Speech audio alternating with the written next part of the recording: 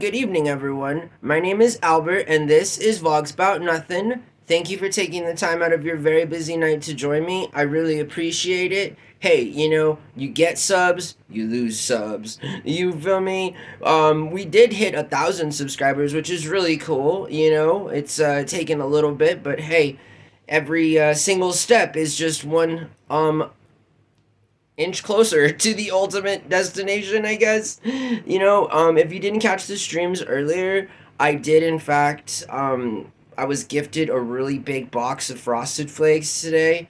And once more, thanks to Mike for making that happen at Corporate Kellogg's. I really appreciate you, man. You've no idea, dude. And if you didn't already know, sooner than later, in the community tab, I'll put up instructions on how to submit your information because I'm giving it away. You know what I mean? We're going to give that to a subscriber as well as some other Kellogg's merch. You know what I mean? Just to, show Tony the Tiger some love. I really look forward to working with Tony the Tiger. Mark my words, I will make it happen. It'll be awesome when it does. I wish it could happen tomorrow, but yeah. A little shortage of money. So I guess I better get to doing stuff or not. I'm not sure. But I hope the channel does, well, sooner than later, I guess. Regardless, tonight I want to talk about why being poor is so expensive. And again, I always try to break the ice kind of with a little bit of humor, and I guess the humor is just always me because, like, I tell everyone I'm the joke, so don't worry, I'm the punchline. There's nothing to worry about at all, but it is, in fact, time to talk about why I think it's so expensive to be poor, and why I feel like a lot of people don't talk about this, obviously, especially if you have the means to, live a comfortable life, you know what I mean? Whether that's even like through the usage of like credit cards or maintaining good credit or however it is, you know what I mean? It's just better than most of working America who lives paycheck to paycheck and has, an exorbitant amount of taxes taken from their take home pay, you know what I mean? And so you can imagine that, like, if you're a billion-dollar corporation or if you're making more than $500,000 a year, there are some serious incentives that are offered to high net worth individuals that allow them to circumvent having to pay tax. I think the worst culprits of all of them are corporate, America, who, like, entities that pay $0 in income tax. Not paying taxes might be fashionable for shareholders, but it definitely impacts the communities, and in fact, they straight up just like pillage communities in that regard. I mean, there's so many examples of colonialism all throughout the modern world that in fact embody this sort of idea, the idea that rich people shouldn't have to pay taxes because, well, I mean, have you ever understood a person's argument and why they don't pay taxes? I was watching a legacy interview a few years back with some of the Rockefellers and stuff, and there are some high net worth individuals who don't mind paying their taxes, and I appreciate those guys because like one of them said, in this interview that I remember from a long time ago, it's like, yeah, I made like $8 billion last year, but I also paid $2 billion in taxes. Like, that's pretty substantial. I mean, you take home 8 bill, you pay 2 bill in taxes, you're still left with $6 billion. I mean, the underlying underwriting here is that Uncle Sam's in charge. So as far away from the collusion of corporate and private government goes, it's pretty clear that the government still trumps, private enterprise, and for good or bad. I mean, the government bankrolls everything, and you can't do things without money, and you quite literally, so it's hand in hand. I understand that, but what I don't appreciate is the taxation of poor people. Because proportionately, just just in common sense, if you're only making $1,600 every 2 weeks, and taxes are taken from that and so forth, and cost of living is already very expensive. So there are so many factors working against poor people that it becomes extremely expensive. So, I mean, you figure after taxes, after food, after housing, there's little to no room or any money left over for recreation or for anything other than just basic living. And even at that, it requires a kind of work ethic that is, well, some would say like exploitative at best, in terms of, things like the federal minimum wage not having been raised in 30 years now. Simple things like this. And I'm sure, right, there is no real refutable argument to that because it is, in fact, a fact. And it would only not be true if things were only still as expensive, today as they were 30 years ago. But we all know, right, because we live in the real world, that that in fact is not the case. Things continue to get more expensive, taxes continue to increase for those that have to foot the bill as it concerns the infrastructure of which the government withdraws money to fund social programs. I mean, the government is a socialist entity. I've never heard this philosophically debated, but I mean, even like ultra oppressive communist regimes and totalitarianism, like fascism, all of these things still, in essence, embody a socialist, nationalist agenda from the government, whether it be isolationist or, accepting and exploring to other ideologies and other political philosophies and stuff. So I think that the problem with society is never the people that live within it. I mean, there's never any trouble with, like workers trying to get by, trying to live a peaceful life, trying to make enough money to pay their bills. That has never been the problem. Historically speaking, it is in fact governments who create all of the drama that ultimately ensues the development agenda that they, advocate for.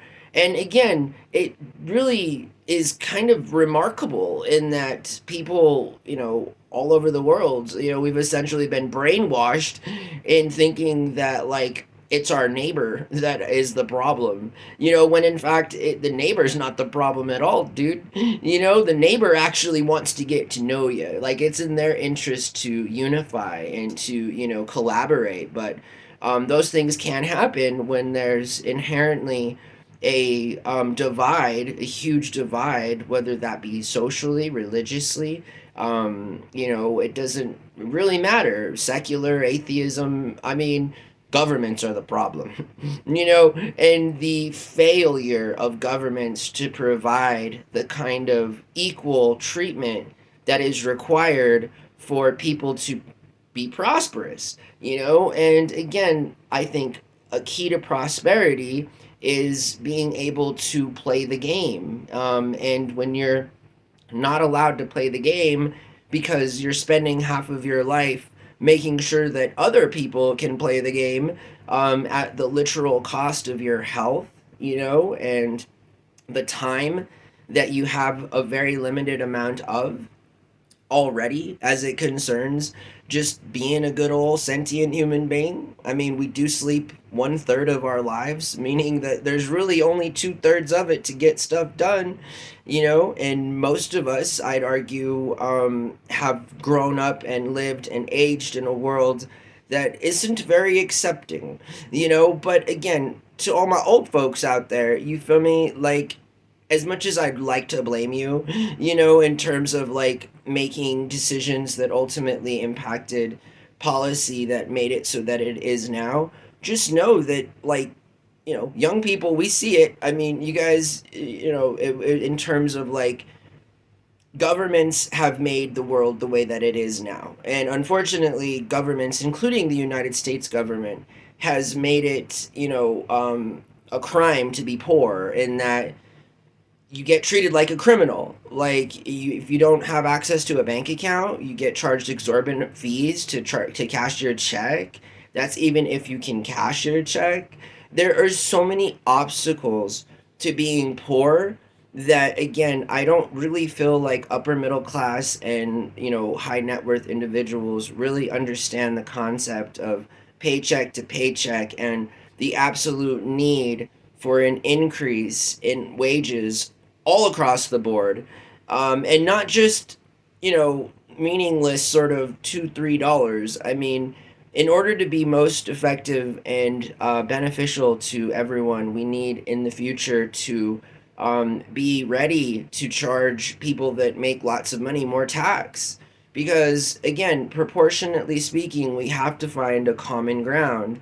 And taking 24% of somebody's paycheck that's bringing home $1,600, proportionately speaking, is so much more than taking a few $1,000s from somebody who earns in excess of six figures and so forth. Again, I didn't come up with the tax code. I know that Ronald Reagan was the famous guy for, the deregulation and, making that tax book sort of like try to make it. The problem, again, though, is that tax benefits go to wealthy people. And when tax benefits go to wealthy people, they don't help poor people. They only make, and by the way, like 98% of the world in this regard is poor, right? Because that's how unequal the entire planet is.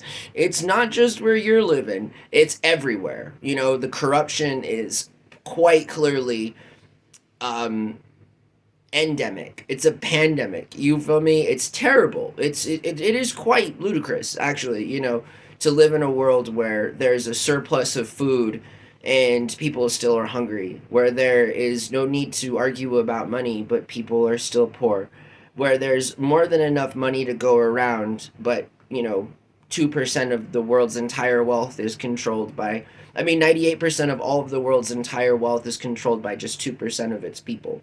That's pretty unequal. I can't think of anything that's really any more unequal than that.